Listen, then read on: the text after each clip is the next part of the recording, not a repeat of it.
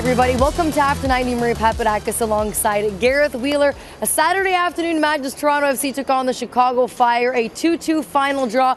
But that did not reflect Toronto FC's performance tonight, Gareth.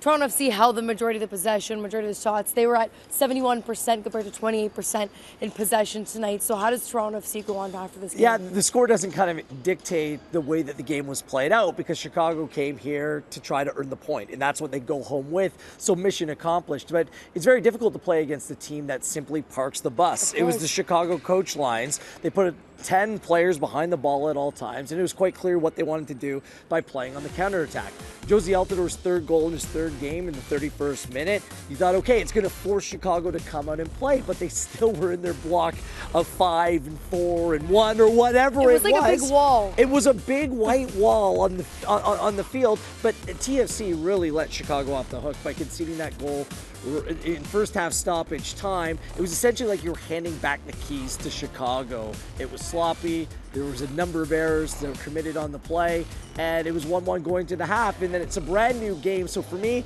that was the turning point in the match, really letting Chicago off the hook, because generally if you come here and play like that against this Toronto FC team, pardon the pun, but you're going to get burned. But this time it was the Fire that came in unscathed.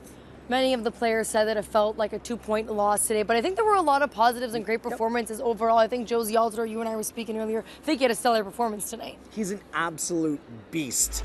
David Osted robbed them of a brace right at the start of the second half. That was also a crucial moment, but the way that he kind of took matters into his own hands in the second half on that tying goal, helping Toronto FC come back. He just bullied a rookie right back. He knew the matchup that he had, and he put a ball absolutely on a dish for Jonathan Osorio on the far post. It was just, it was an incredible performance by Altidor. The one thing I'd like to see a little bit more is the team find creative ways to get him more involved, because they really packed that middle of the park, limiting the touches by Altidor, but I thought he was fantastic on the day.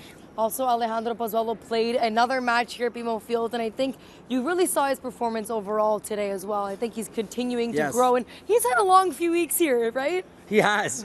His assist on the Altidor goal was a wonderful ball to the far post, so give him another assist to his increasing tally. But the thing that I noticed on the day, Maria, in the first match when he played against New York, he was really well connected with Altidor because of the way that Chicago was defending. He was dropping back to midfield. He was going into wide positions. He was covering a lot of ground. Exactly. He was trying to find ways to get involved, and typically I'd like to see him higher up the field. He almost scored a spectacular free kick as well.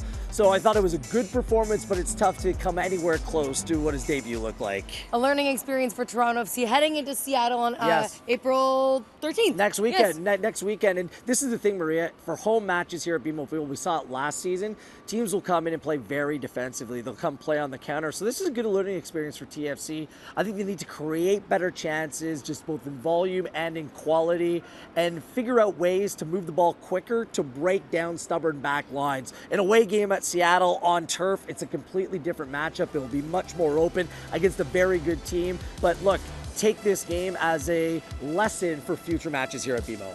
Well, for everything Toronto FC, make sure you head to TorontoFC.ca or follow us on Twitter at TorontoFC.